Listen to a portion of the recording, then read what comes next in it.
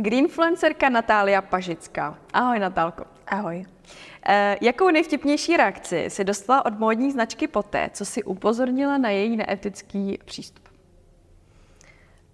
Oni sa snažia tak predstierať, že sa tomu nevenujem. Oni sa snažia na to veľmi nereagovať, lebo oni vedia, že tá reakcia by mohla byť použitá proti ním, keďže oni sami vedia, že to je pravda. Takže mlčení. Ja rozesmívať je to tak, asi to je. Akože je to taká stratégia, ale samozrejme aj tým, že ten obsah robím po slovensky a má to dosah hlavne medzi Českou a Slovenskou republikou alebo Českom a Slovenskom, tak to podľa mňa nie je úplne pre nich až tak trhovo možno zaujímavé natoľko, aby to mohli riešiť. Myslíš si, že jsme od přírody dobří jako lidi?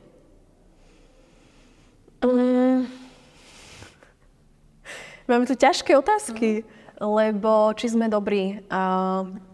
Keď sa pozriem na to, ako sa k sebe kruto dokážu správať deti, tak si nemyslím, že sme od prírody, že dobrí alebo zlí. Myslím si, že každý máme aj tú dobrú, aj tú zlú stránku a my sa sami môžeme rozhodnúť, že do ktorej strany to potiahneme viac. Takže nemyslím si, že je to jedno alebo druhé. My tady oslavujeme dneska ženy a kategorie L Women Awards jsme dělali na základě nějakých hodnot, který si spojujeme se značkou L. Ta byla založena už v roce 1945 ve Francii, v Česku slaví 30 let. A teďka v roce 2024, tak se trošku jako obracíme zase do té minulosti k těm kořenům a koukáme se na ty hodnoty. Ty jsi nominovaná v kategorii laskavost. A proto jsem se i ptala na to, jestli máš pocit, že lidi jsou ryze dobří. Ale zajímalo by mě, jaký hodnoty jsou důležité v životě pro tebe. Mám veľký zmysel pre spravodlivosť po mojej mamine, ktorá okrem toho, že je právnička, vždy to tak cítila, tak a pracuje pre rôzne neziskové organizácie, kde sa snaží práve pomáhať nejak ľuďom, deťom. Takže mám určite zmysel pre spravodlivosť. Myslím si, že je dôležité byť úprimný aspoň tak voči sebe v nejakých veciach, lebo bez toho, aby sme si priznali nejaké možno aj chyby, čo sa veľmi nenosí v tejto dobe, napríklad si priznať chybu, ak ju spravím, tak sa ďalej veľmi ako ľudia neposunieme. Akože na týmto by som sa asi 20 minút mohla zamýšľať, aké hodnoty sú pre mňa podstatné, ale možno aj nejak kriticky uvažovať nad tým, čo sa okolo nás deje. Pretože bez toho sa, to prvé, čo som spomenula, bolo po tej ľudskej stránke, akože náš nejaký osobný rozvoj. A to druhé je možno pre také nejaké všeobecné, nechcem povedať, že dobro, to je také veľké slovo, ale aby sa niečo pohlo aj vo svete trošku takým lepším smerom, tak by sme mohli nejak kriticky vnímať aj to, čo sa deje aj mimo nášho toho komfortného priestoru. Pořád jsme i u těch žen. Kdy si připadáš nejvíc žensky? Dobre, ďalšia veľká otázka.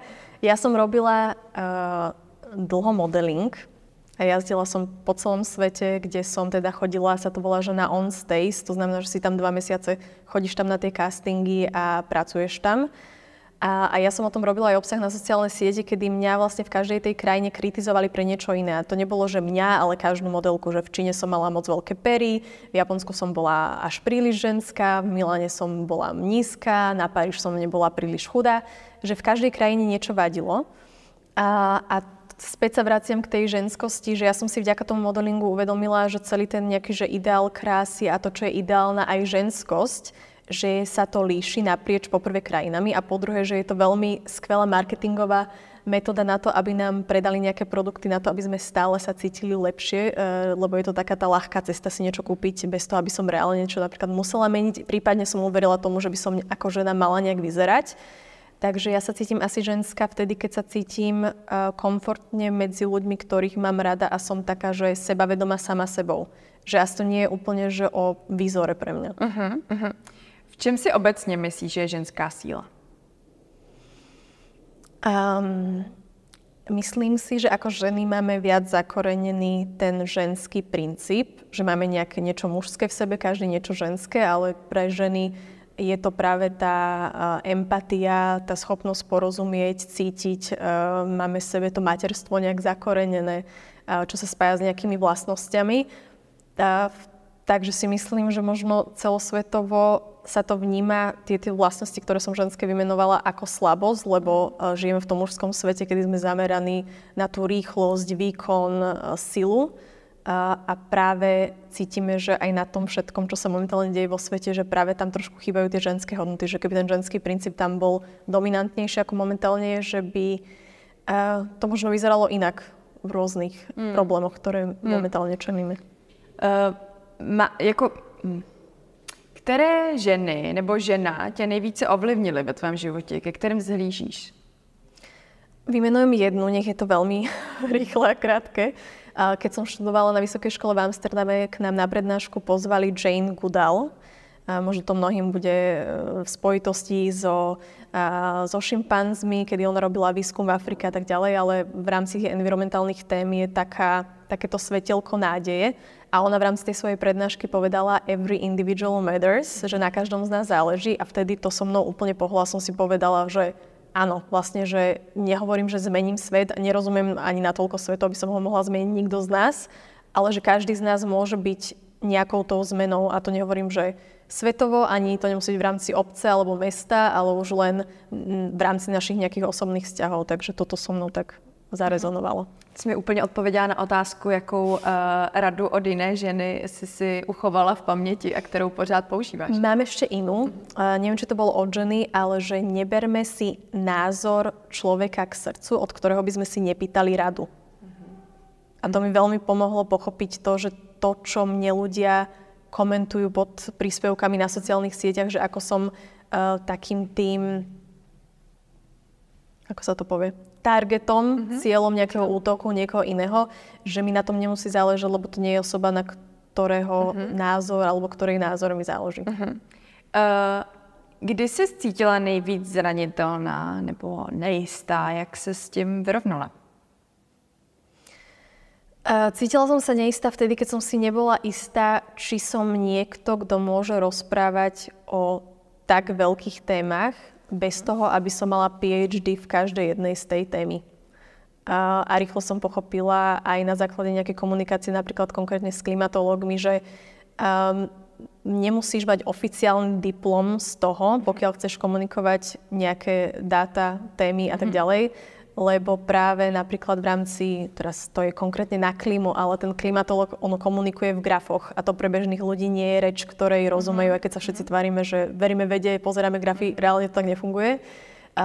Takže to mi tak dodalo sebavedomie, že nemusíme byť expert v niečom na to, aby si to začala robiť, pretože aj tým, že niečo robíš, sa pomaly v tom zlepšuješ a stačí, keď ten človek robí najlepšie, ako v tej danej chvíli vie. Natálko, v čem si fakt dobrá? Myslím si, že som dobrá v tom, že viem komunikovať ťažké témy jednoduchým spôsobom, aby tomu dokázal každý porozumieť. Ty zároveň žiješ 7 let bez fast fashion. Jakých těch 7 let bylo? Tak, k čomu to mám prirovnať? Lebo poprvé by som chcela povedať, že áno, 7 rokov som si nič nekúpila vo fast fashion, ale bolo to primárne preto, alebo teda tá pointa hlavná bola, že ja som už nejaký šatník mala, lebo veľa ľudí sa ma pýta, že ako je to možné, že ako sa to dá. Keby som ja v tom šatníku nič nemala, že by som išla od nuly, alebo by sa mi radikálne, zmenila váha, tak to je samozrejme iný príbeh. Ja som bola schopná bez tej fast fashion existovať preto, lebo som si našla a mala som veľkú motiváciu nájsť si iné zdroje, pretože som to už naďalej nechcela podporovať. Ale nie je to hlavné, že ľudia môžu robiť o mnoho, že podpisovať petície, pýtať sa tých značiek, kde, v akom prostredí, v akých podmienkach sa vyrobilo to oblečenie, odkiaľ pochádzajú tie zdroje, bavlna a tak ďalej, to už zachádzame veľmi do hĺbky. Ale to neznamená, že teraz nikto už nikdy nemáme nič vo fast fashion kúpiť, len možno trošku sa zamyslieť nad tým, že čo si kupujem, oblečím si to aspoň 30 krát, je to niečo, čo vynosím, nie je to len zbrkle, že som to videla na niekom na Instagrame, teraz musím to mať aj ja, aj keď to vôbec nie je môj štýl, že možno len trošku sa tak akože spomaliť a uvedomiť si to. A bez tých fast fashion v týchto rokoch pre mňa to bolo veľmi pozitívne v tom, že ja som celkovo spomalila. Ja som predtým žila v neustálom, potrebovala som taký ten dopamín, doplňať ho non-stop novými vecami, novými nákupmi. Vždy, keď som videla zľavy, som sa musela ísť pozrieť do toho obchodu, že som si nevedela pomôcť. A teraz napríklad toto už nemám. A je to mnoho ľahšie, lebo už nemám ten chtíč, taký ten neustály. Ty máš hodně silný tady to cítění, myslím, nebo hodně jako to je tvoje důležitá hodnota, že jo, udržitelnost a nějak být zodpovědný ke světu okolo, ale kde se to v tobě zakořenilo, kde se to v tobě objevilo, kde se to vzalo, jak to vyrostlo?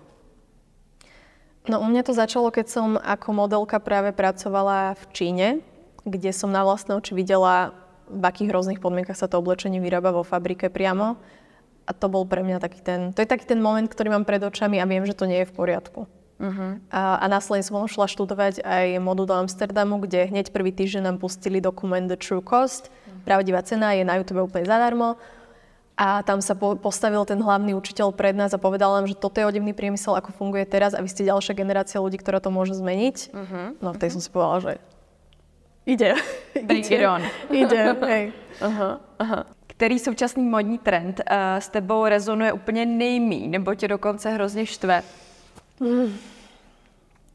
Ja tie trendy už ani nesledujem, lebo mi prídu strašne plitké a nemám ani v okolí ľudí, ktorí by to nejak riešili.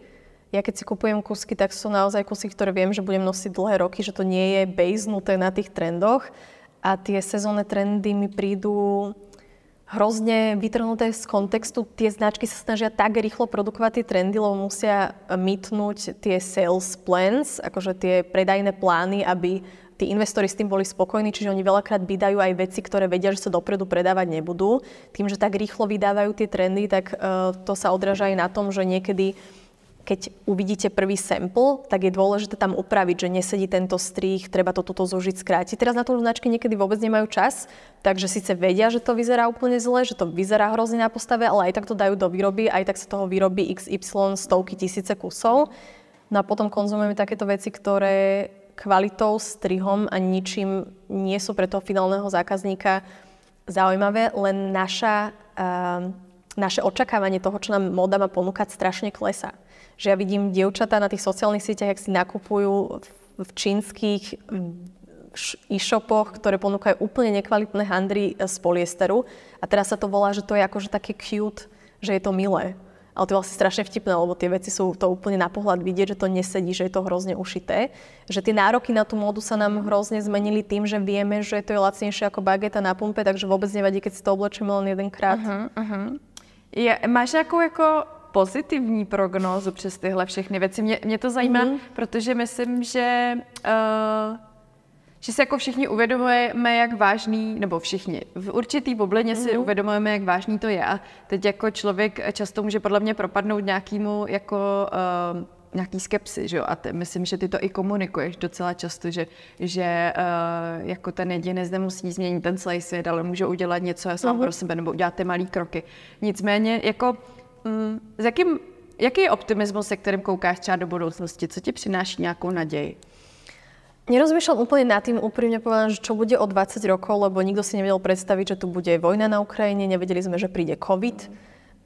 Takže je to také, že nevieme úplne počítať s tým, alebo keď sa niekto teba spýta, že kde sa vidíš o 10 rokov. Ja neviem, kde sa vidím opäť, takže ako keby nemám úplne tie výhľadky do budúcna, že nerozmýšľam nad tým, čo bude.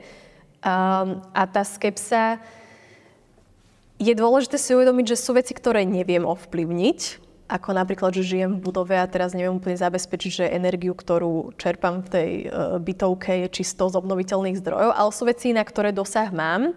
A podľa mňa, keď začne človek raz riešiť tie veci, na ktoré dosah má, že pre mňa tá práca je takou mojou terapiou. Že to, že sa stretávam, máme klimatické kaviárne, stretávam sa s ľuďmi aj z vedeckej komunity, stretávam sa aj s ľuďmi na európskej pôde, kde vidím, že sú tí akože change makers, že tam prinášajú tie legislatívy, snažia sa robiť nejaké pozitívne zmeny. Takže pracujem s ľuďmi, ktorí tiež pracujú na tej zmene a to ti vlastne dáva nádej, že niekto tam ešte je, kto sa o to snaží. Lebo keby som to nevidela, že mám pocit, že nikto taký na svete neexistuje, tak vtedy by som asi mala tu. Takže možná nějaká i sounáležitost, že na to nejsi sama, nebo že o tom tématu můžeš mluvit s někým dalším. Že si pochopená niekým, kto to má podobne. Kdybys mohla vymítit jednu mylnou představu o dopadu módního průmyslu, jaká by to byla? Je asi mnoho, ale také, čo spomeniem práve na pôde, že to robíme aj pre tento magazín, že veľa ľudí si automaticky spája, že za to, že je niečo luxusná značka alebo že je niečo drahé, tak to musí byť vyrobené v environmentálne zodpovedných podmienkach a v sociálne zodpovedných podmienkach. A to vôbec nie je pravda. Že to, že je niečo drahé, sa automaticky nerovná. Ani napríklad to, že je to kvalitnejšie. Je XY drahých značiek, ktoré napríklad produkujú kožené kabelky, kedy tá kabelka vyslovene vydrží tak jednu sezónu, takže možno toto, že by si ľudia mohli odpojiť, že to automaticky sa jedno nerovná druhé. Tú kabelku tej danej sezóny, čiže to nie je, že si teraz kúpim kabelku za 1500 eur, neviem koľko to je českých veľa, a vydrží mi dlho, pretože je to ten objekt tej touhy iba na tú sezónu a potom prídu tá istá značka s nejakou ďalšou kabelkou, ktorú rozpošlu všetkým celebritám, herečkám a neviem komu všetkému. My to zase vidíme a zase budeme pocit, že to, čo už máme doma, nie je dostatočne dobré a potom na nej nájdeme jeden škrabanec a povieme si, že aha, vlastne ona je už aj tak trošku zničená, takže máme ako keby nárok si kúpiť tú ďalšiu kabelku. Ja som inak konkrétne študovala branding, takže celé moje štúdium bolo zamerané na to, ako prinútiš ľudí minúť za to isté tričko, ktoré nájde za 3 € niekde z klasickej bavlny biele, to nutíš minúť 150 €. Čiže XY krát toľko, čiže my sme vytvárali ten umelý rúžový obláčik okolo značky a ty zavádzaš a klameš ľudí na to, aby si ich donútila za tú vec zaplatiť viac, aj keď výrobná cena také luxusnej kabelky môže byť len 10% z tej reálnej sumy, ktorú ty za tú kabelku, že platíš za fyzickú hodnotu, to je to, čo materiál, ľudská práca, čo je častokrát samozrejme podhodnotená v tomto odvetvi, ale potom platíš za tú akože mystickú tú emocionálnu alebo mystickú, alebo áno, ten status tej značky. Takže tam ide väčšina tých peňazí. Určitě. Jak vyrovnáváš tady ten seriózní messaging nebo ty seriózní informace s nějakou jako lehčí formou angažovanosti na svých sociálních sítích?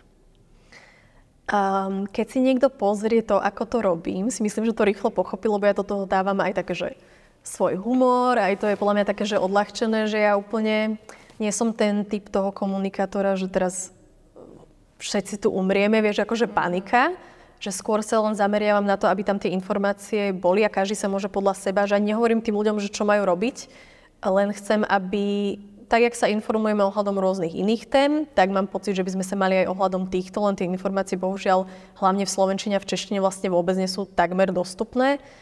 Takže mám pocit, že im to tak odovzdám a ten človek sa môže sám rozhodnúť, že čo s tým spraví. A nie je to len, že kvôli nejakým environmentálnym veciam, ale to, že napríklad prestaneš túžiť po nejakých veciach, lebo si uvedomíš, že je to celé len nejaká hra, ktorú ty nemôžeš vyhrať, pretože pokiaľ si kúpiš jednu vec, tak o 2 mesiace si už nespokojná, musíš mať ďalšiu. Že mne hlavne teda ľudia píšu, že im sa osobne uľavilo. Alebo že už nenakupujú menej, alebo že prestali mať nejaký ten dopaminovú závislosť na nákupoch. Že tebe to aj ako osobe dá veľmi veľa, lebo my sme momentálne naučení, že keď si veselá ideš nakupovať, keď si nešťastná ideš nakupovať, keď sa rozídeš s priateľom ideš nakupovať, že na všetko je odpoveď ten nákup, čo keby každý sa spýta nejakého psychologa, že on to není úplne zdravé, pretože dávaš tomu, pripisuješ tomu, že ti to pomôže, aj keď práve, že ťa to napríklad vrhne do takého toho svetla, že zás som sklamala, lebo som si kúpila, nevydržala som odolať. Ja som napríklad toto mala, že som mala výčitky vyslovene z toho, že som si nevedela povedať nie. A vedela som, že už nemám peniaze, ale aj tak som si to kúpila, lebo som vlastne nedokázala odolať. Že niekedy ja som bola podľa mňa mierne závislá na nakupovaní. Ako veľa tínedžeriek v mojom veku, keď k nám proste prišli tie značky, lebo mi to vlastne nikto takto nevysvetlil. Jakou nejbizarnější modní radu si kdy dostala? Ladenie kabelky stopánk, alebo vieš, také tie klasické, alebo pojem športová elegancia, alebo neviem, asi si moc nenechám, keď sa do toho, že ako sa mám obliekať, alebo ako to má vyzerať, takže sa ma tieto rady nejak asi úplne nedotýkajú, takže ich tak jedným uchom, druhým von.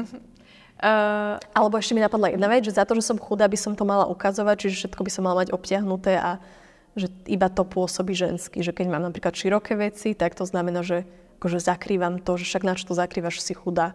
Čo je tiež taká akože nejaká... Tak ženskost, halíš do, to se nějak říká, do pytle. Do pytle, aha. No tak to už jsme brali úplně všechno. Tak to moc děkuji za rozhovor.